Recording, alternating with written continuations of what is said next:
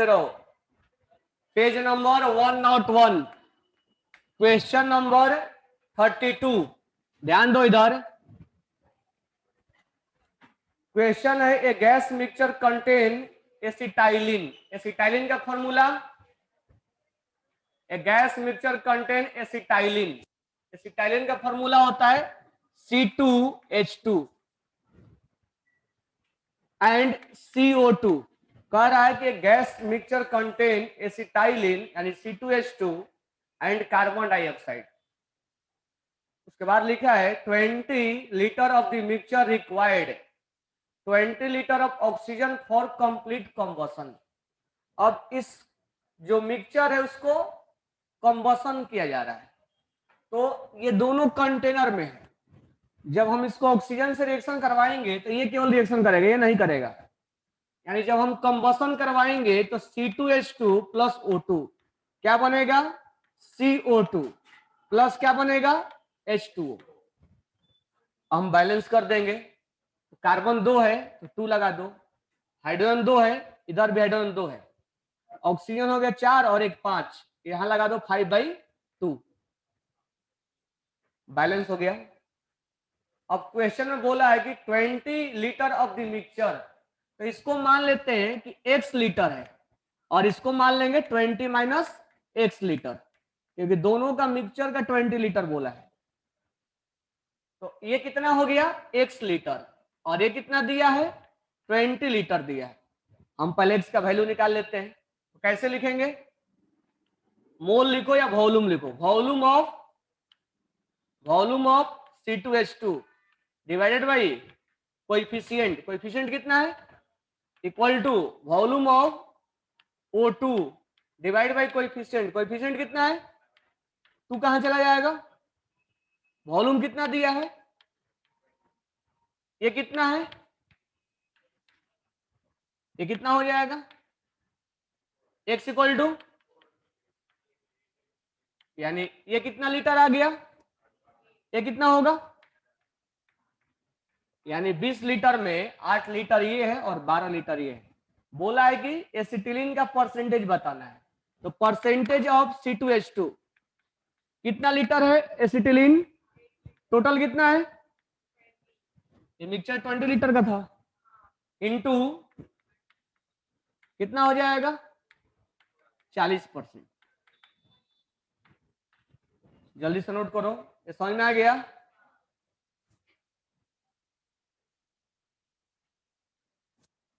Question number 33, समझ में आया क्या,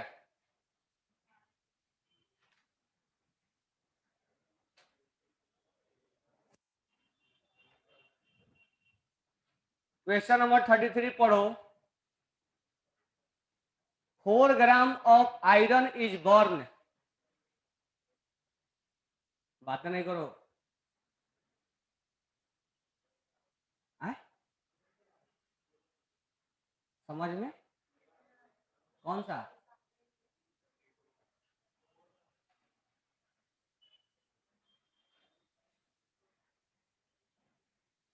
मैं अभी पूछा डाउट है क्या, बोलने का ना कि डाउट है। ये समझ में आ गया तुम लोगों को, नहीं आया, नहीं आया। ये दोनों का मिक्सचर कितना है, 20 ml।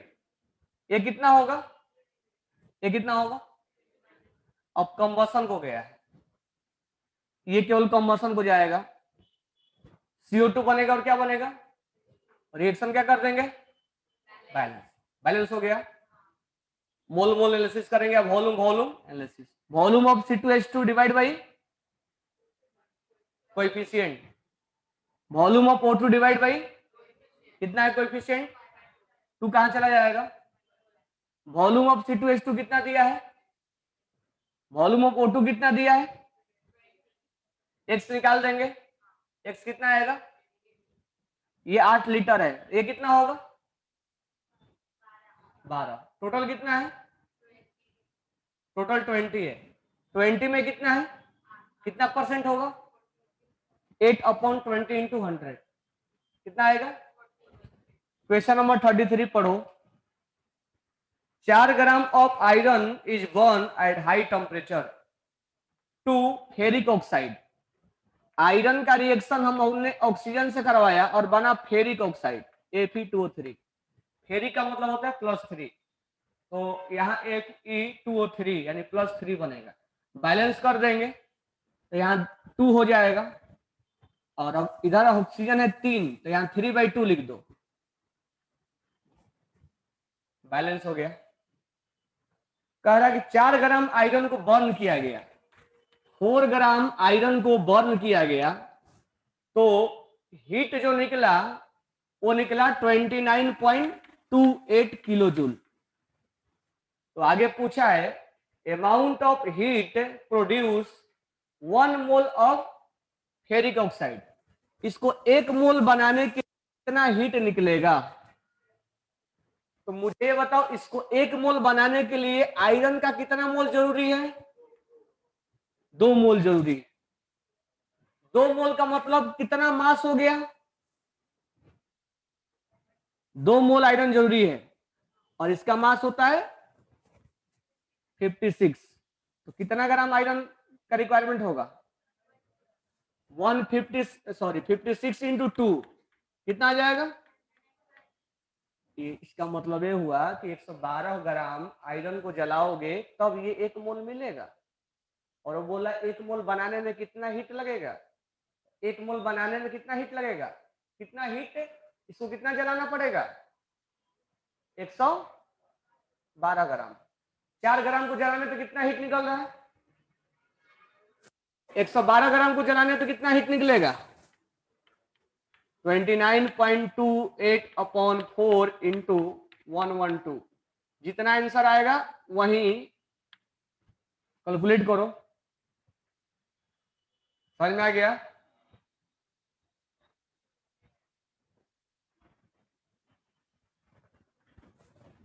चार ग्राम को जलाने में कितना हीट निकल रहा है? एक क्वेश्चन में दिया हुआ। फिर क्वेश्चन में बोला है कि इसको 1 मोल बनाना है। रिएक्शन में बैलेंस कर दिया। 1 मोल बनाने के लिए आयरन कितना चाहिए? 2 मोल। 2 मोल का मास कितना होगा? एक का मास होता है 56। 2 मोल आयरन चाहिए, कितना ग्राम चाहिए? यानी 112 ग्राम को जलाओगे तब ये 1 मोल बनेगा। कितना जलाना है? तो 112 ग्राम को जलाने में हीट कितना निकलेगा? 4 ग्राम में हीट कितना निकला? तो 112 ग्राम को जलाने में कितना हीट निकलेगा? और जो हीट होगा वही हमारा आंसर होगा। मैथ नहीं पढ़ेगा 10th में।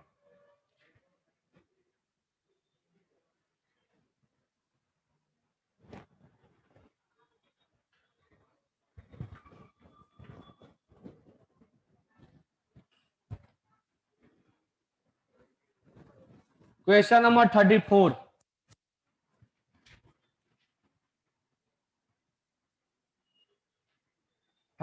में देखो, एक हाइड्रोकार्बन है, हमें फॉर्मूला नहीं मालूम है, क्या मान लेंगे? CXHY। इसको बर्न किया गया है, क्या बना? CO2 और H2O। कल बैलेंस करने के लिए बताया था ना इसको। बताओ इसके पहले क्या लगाया था? यहां क्या लगाया था? Y या Y/2। यहां क्या लगाया था ऑक्सीजन के पहले?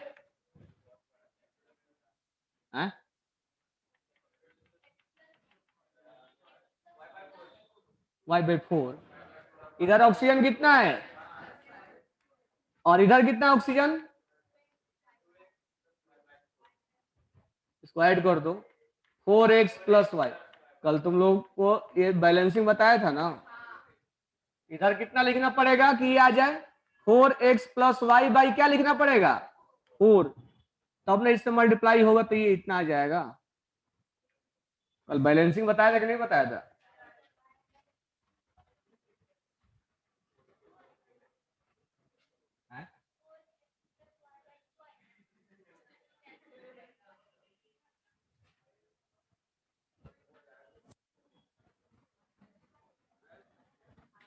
तो आएगा कि 4 आएगा? इधर ऑक्सीजन कितना है 2x और इधर ऑक्सीजन कितना है, यहाँ क्या आ जाएगा, इधर ऑक्सीजन कितना है इतना, इधर ऑक्सीजन उतना ही होना चाहिए ना, जिधर जितना राइट साइड है ऑक्सीजन उतना ही क्या होना चाहिए लेफ्ट साइड। लेफ्ट साइड कितना ऑक्सीजन है 4x plus Y by 4 into, अब ये बराबर आ गया कि नहीं आ गया, तो 4 लिखेंगे कि 2 लिखेंगे, बड़े दिन देर से दिमाग में घुसता है, 2 दिन पढ़ाया, कल भी बताया था बैलेंसिंग।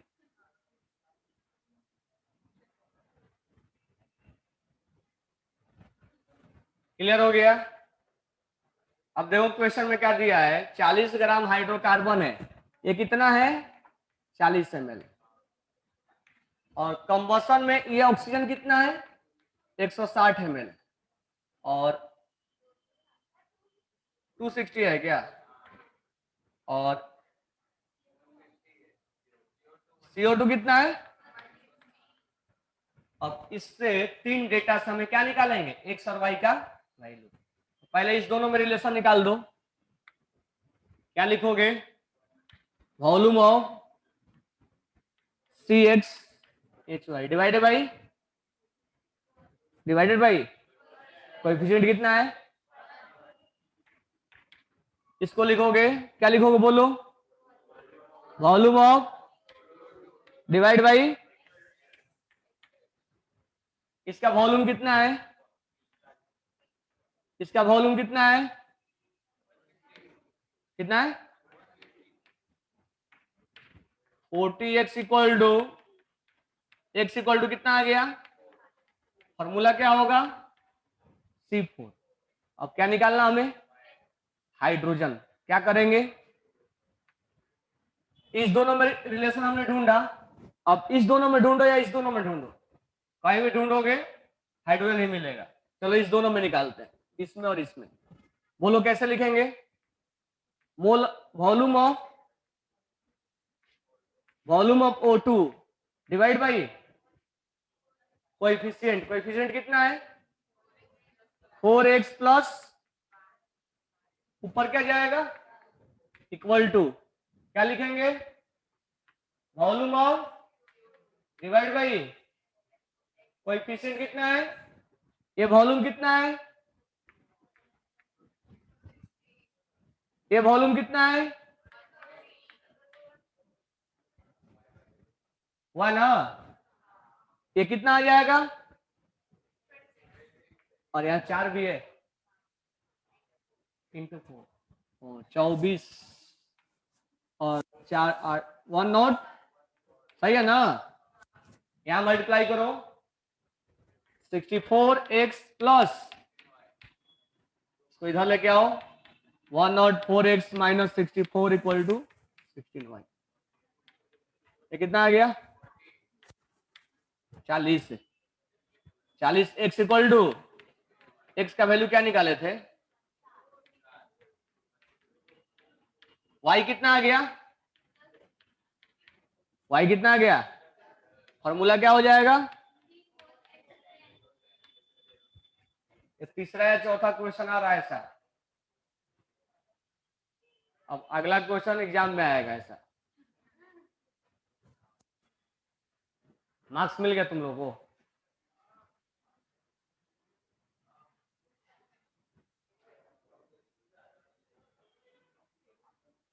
ये समझ में आएगा कि अभी नहीं आया, बैलेंसिंग करना,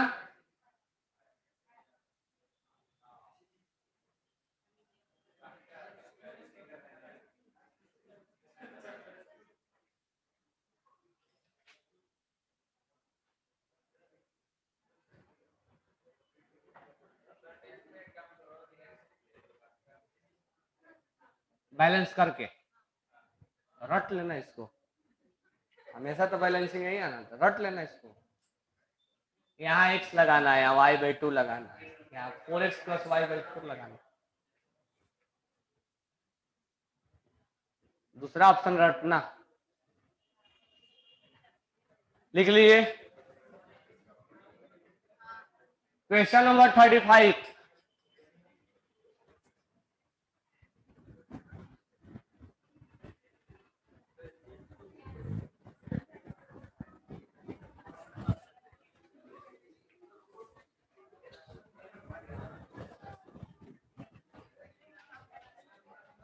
क्वेश्चन नंबर 35 देखो, sulphur dioxide is obtained by combustion of 8 gram sulphur. कह रहा है कि सल्फर को जलाया गया, क्या बना? SO2। उसके बाद ब्रोमीन वाटर से पास करवाया गया, ब्रोमीन वाटर से पास करवाया गया,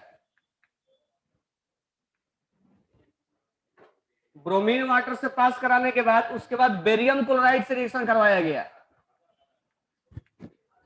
बेरियम क्लोराइड से रिएक्शन कराने के बाद हमें BSO4 मिला, बेरियम सल्फेट मिला, और ये दे रखा है 8 ग्राम। तो मोल निकालना है बेरियम सल्फेट का, कितना मोल है ये, कितना ये मोल बना, कितना ग्राम सल्फर लिया गया और पूछा गया कितना ग्राम BSO4 बना। ठीक है, तो हम लिखेंगे, ध्यान देना, principle of atom conservation POSC method से बनाएंगे। इसमें और इसमें कौन सा एटम कॉमन दिख रहा है तुम्हें? तो हम लिखेंगे principle of atom conservation on sulphur.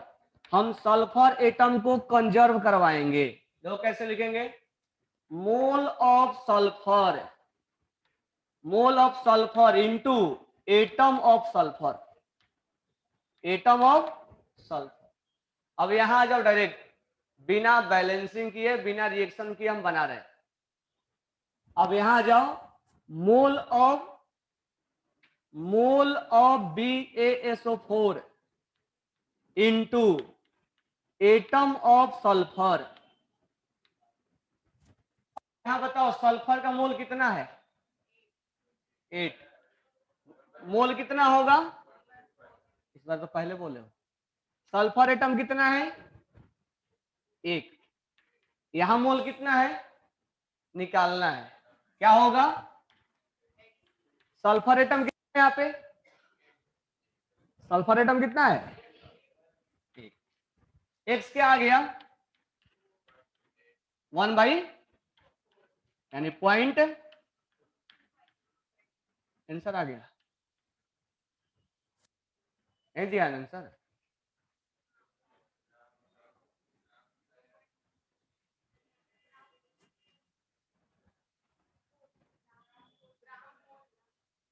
ग्राम मोल को ही क्या बोलते हैं? मोल बोलते हैं।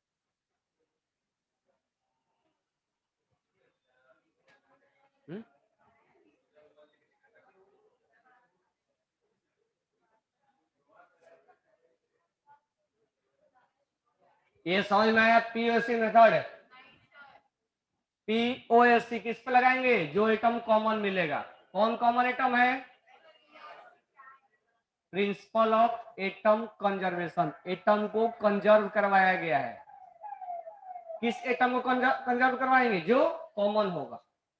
कौन से एटम को कंजर्व करवाओगे? इसके लिए रिएक्शन को बैलेंस करने की कोई नीड नहीं है। तो अब सल्फर में और BSO4 में देखो कौन सा एटम कॉमन है, तो POC कैसे लिखेंगे? Mole of sulphur into atom of, कितना एटम है यहाँ पे? मोल कितना होगा? Given mass upon molecular mass कितना होता है? मोल ऑफ सल्फ BSO4 कितना मोल है निकालना है। एटम ऑफ सल्फर कितने एटम है, यानी mole into atom, mole into atom, mole into atom, mole into atom. कितने एटम है एटम सल्फर के?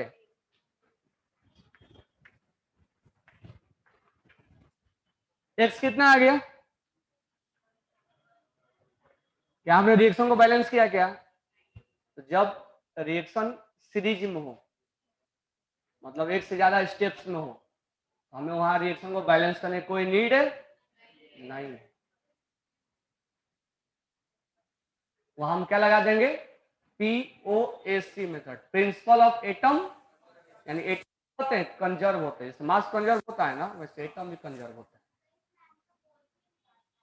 आंसर मोल में ही निकालना है। वो ग्राम मोल का मतलब क्या होता है, मोल, कई बार बोल चुका हूँ, ग्राम मोल का मतलब मोल ही होता है, ग्राम में नहीं दिया है, ग्राम मोल मोल है, वो ग्राम मोल लिखेंगे, ग्राम में नहीं निकालेंगे, ग्राम मोल है।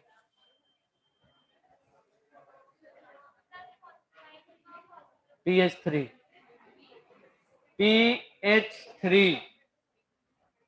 लिख लिए, समझ में आ गया,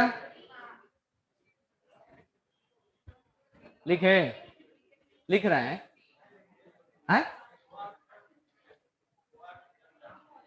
कहाँ लिखे, लिख लिए?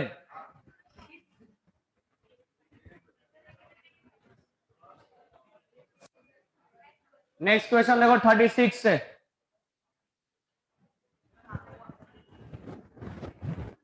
ऑक्सीडेशन रिएक्शन वाला भी डिस्कस करना है ना, वो भी नहीं बना पाओगे ना?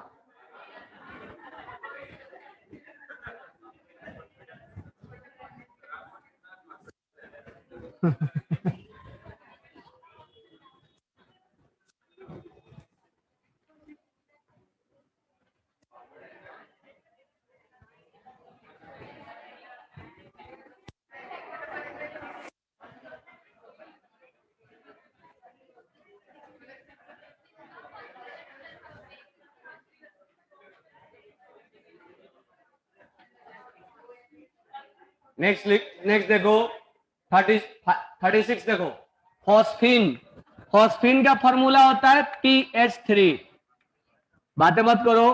फॉस्फीन को जब डिकम्पोज किया गया तो ये P और हाइड्रोजन में ये डिसोसिएट हो गया, फास्फोरस और हाइड्रोजन में क्या हो गया, डिकम्पोज हो गया। बैलेंस करो, बैलेंस करोगे तो यहाँ 2 लगा दो, यहाँ 2 लगा दो और यहाँ 3 लगा दो। फॉस्फीन गैसियस फेज में होता है, फास्फोरस सॉलिड फेज में होगा और हाइड्रोजन गैसियस फेज में होगा।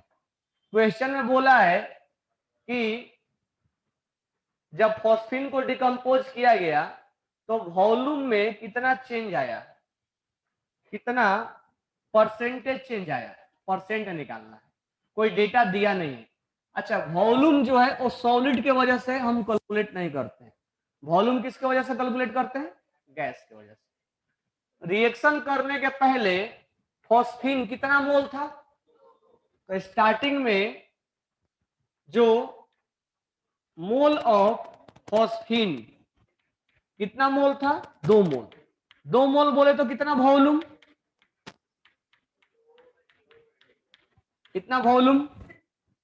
अब रिएक्शन हो गया, ये पूरी तरह से कंज्यूम हो गया, ये पूरी तरह से समाप्त हो गया। अब क्या बना, हाइड्रोजन, कितना मोल हाइड्रोजन बना, मोल ऑफ हाइड्रोजन कितना बना, ये पूरा समाप्त हो गया होगा, कितना मोल हाइड्रोजन बना, पहले वॉल्यूम कितना था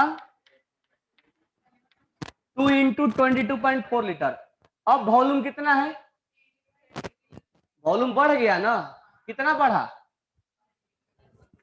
इंक्रीज इन वॉल्यूम, कितना इंक्रीज हुआ,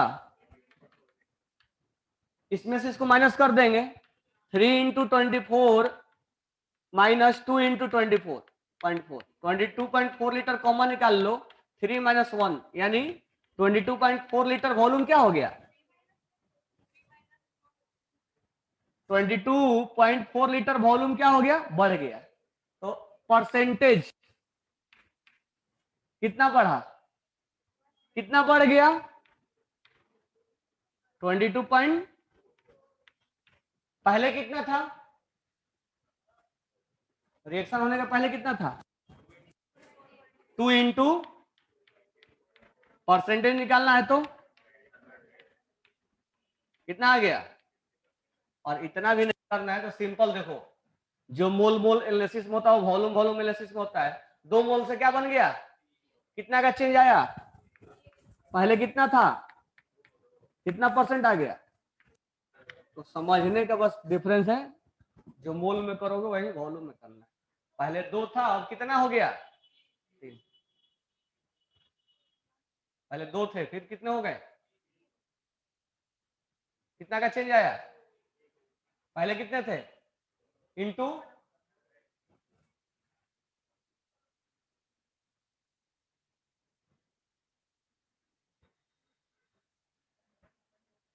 समझ में आ गया?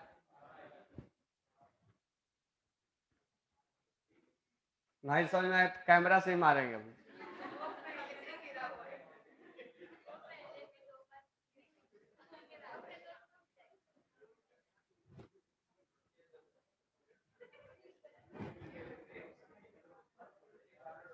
थर्टी 37 नंबर, तो 37 नंबर क्वेश्चन देख के लग रहा है तुम लोग बना सकते हो।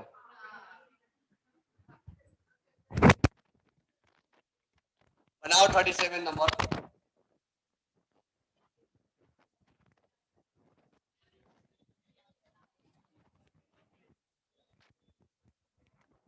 इसका पोटेशियम सल्फेट, बताओ इसको।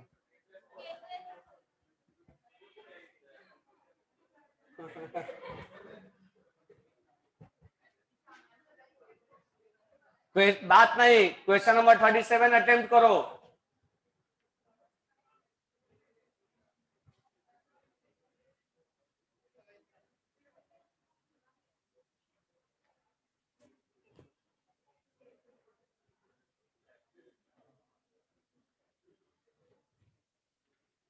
किसका बन गया? बना लिए 37, लेक ने बना भी लिया है।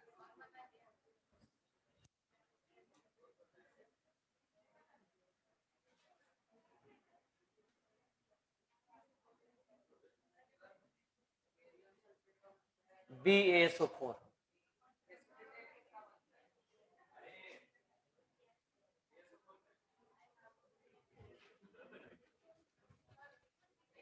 चलो क्वेश्चन नंबर 37 देखो।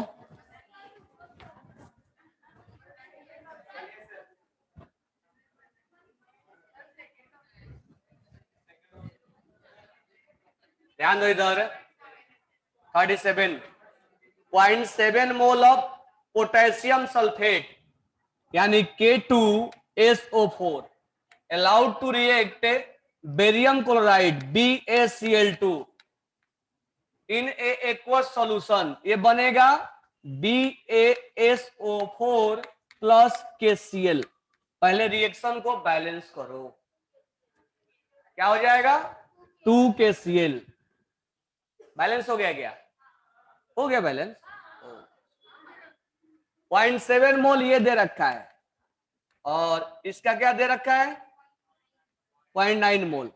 जब रिएक्टेंट साइड 2 का डेटा दिया जाए तो दिमाग में क्या स्ट्राइक होना चाहिए? लिमिटिंग पता कर लो। कौन लिमिटिंग है?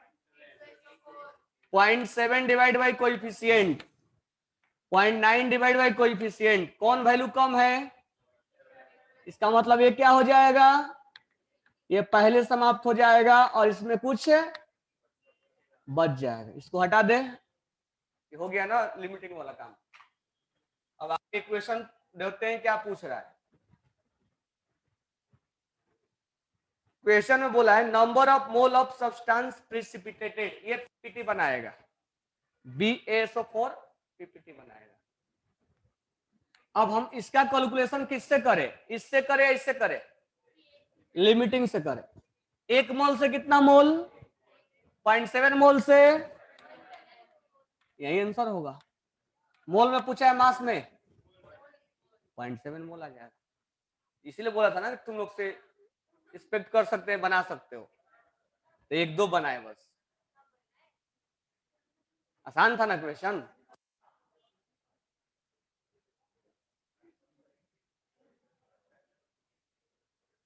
नेक्स्ट क्वेश्चन 38 भी बना सकते हो, बनाओ पहले।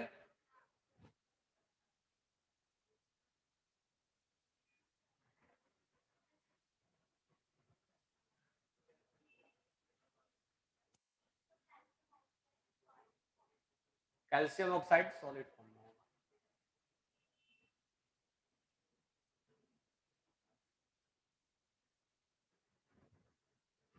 X gram of calcium carbonate completely burn in air, CaCO3 CaO plus CO2 solid gas solid. Reaction balance भी है। Weight of solid residue form is 28 ग्राम। कौन सा 28 ग्राम बनेगा?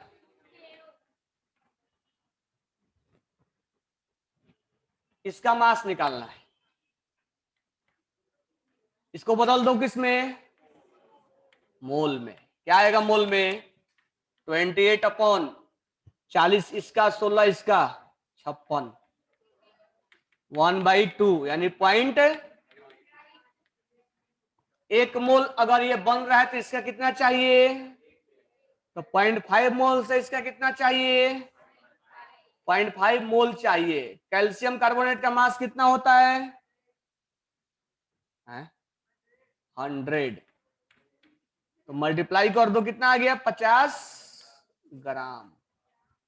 ये भी बना सकते थे लेकिन तुम लोग नहीं बनाए।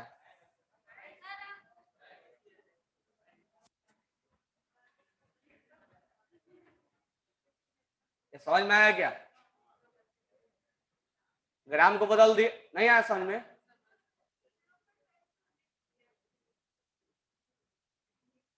ये कितना मोल बना? 0.5 मोल बना।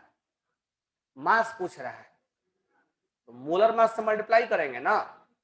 ये मोलर मास कितना है इसका? अब कितना बार फॉर्मूला लेके कम से कम 50 क्वेश्चन बना दिए, इसलिए अब डायरेक्ट कर रहे हैं। स्टार्टिंग में लिखा करते थे, अब नहीं लिखते। ये समझ में आया? 100 कहां से लिखा? तो मोलर मास में बदलना है तो इसको मास निकालना है तो मोलर मास से मल्टीप्लाई कर दो। वॉल्यूम में निकालना है तो 22.4 से। तो स्टार्टिंग में हम फॉर्मूला लिखते थे, अब नहीं लिख रहे हैं। अब कई क्वेश्चन रिपीट हो गया ना।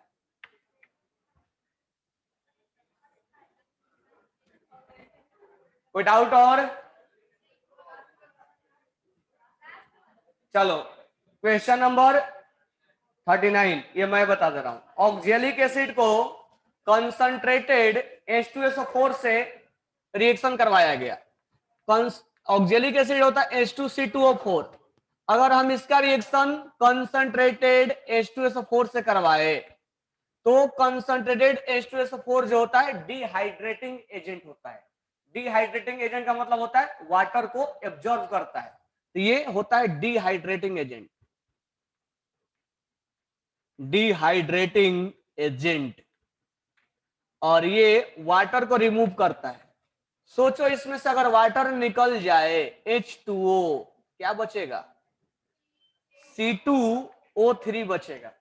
और C2O3 दो पार्ट में कन्वर्ट हो जाता है, एक CO2 में और एक CO में। तो यहां पर फाइनली हमें बना H2O plus CO plus CO2। ये हमें वाटर उसको निकालने के बाद बना। अब क्वेश्चन में बोल रहा है the resulting gas is pass through red hot carbon, यानी कार्बन से पास करवाया गया। कार्बन पे पास करवाने के बाद इसका कुछ नहीं होता है, और ये अगर रेड हॉट कार्बन से पास करवाया जाता है तो ये CO में कन्वर्ट हो जाता है, कार्बन मोनोऑक्साइड में। तो फाइनली हमें एक ही गैस मिला, CO, क्योंकि CO2 भी किस में कन्वर्ट हो जाएगा? Carbon monoxide. समझ में आ गया? ये भी नहीं आया? 39 कैंसिल हो जाएगा, CO। हालांकि CO और CO2 दोनों मिला, लेकिन अगर रेड हॉट कार्बन को पास नहीं करता तो CO हम दोनों आंसर बोलते हैं, लेकिन जब कार्बन पास किया है तो हम CO ही बोलेंगे। और कोई डाउट है? ऑक्सीडेशन रिडक्शन हो भी। चलो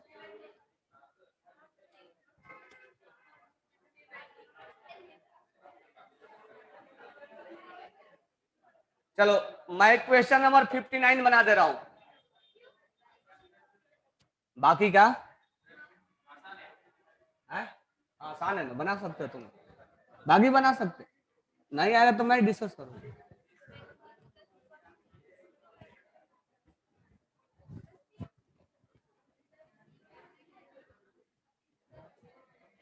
देखो इधर नोट डाउन कर लेना, क्वेश्चन नंबर 59 रेडॉक्स का क्वेश्चन में बोल रहा है कि ए compound xenon and fluorine, A compound xenon and fluorine, xenon का परसेंटेज दे रखा है 53.5%, फ्लोरीन कितना होगा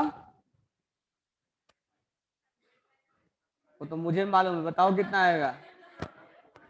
46 पॉइंट। अब हमसे पूछा है कि जेनॉन का ऑक्सीडेशन स्टेट क्या होगा, तो ऑक्सीडेशन स्टेट निकालने के लिए फॉर्मूला चाहिए ना, और फॉर्मूला तो हमारे पास है नहीं, फॉर्मूला नहीं है, लेकिन हम इतना जानते हैं कि अगर 2 का परसेंटेज दिया जाए तो हम इंपेरिकल फॉर्मूला निकालते हैं। तो इंपेरिकल फॉर्मूला निकालने के लिए 53.5 इसका मोलर मास से डिवाइड करेंगे, इसका मोलर मास होता है 131 जेनॉन का, और 46.5 इसका मोलर मास होता है 19।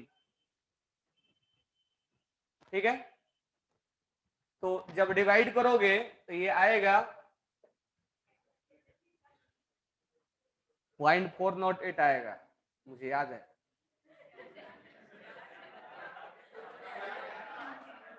अरे कई क्लास में बताते बताते याद हो जाता है। 0.408 आएगा, और 46.5 डिवाइडेड बाई 19 ये आएगा 2.44। अब इसमें जो मिनिमम नंबर है उससे हम डिवाइड करेंगे, 0.408 अपॉन 0.408, और ये हो जाएगा 2.44 अपॉन 0.408, ये आ गया 1 और ये आ गया 6, तो फॉर्मूला हो गया HgF 6। अब हमें जेनॉन का ऑक्सीडेशन स्टेट निकालना है, यानी इस क्वेश्चन में पहले इंपेरिकल फॉर्मूला हमसे निकलवाया है, तब हमसे ऑक्सीडेशन स्टेट पूछा है।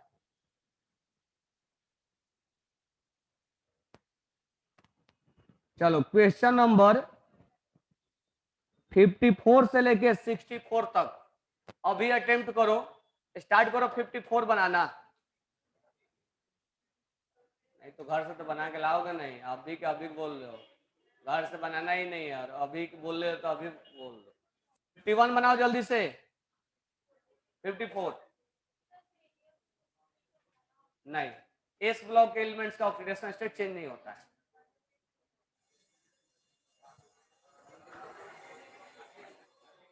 नेक्स्ट क्लास कंटिन्यू करेंगे।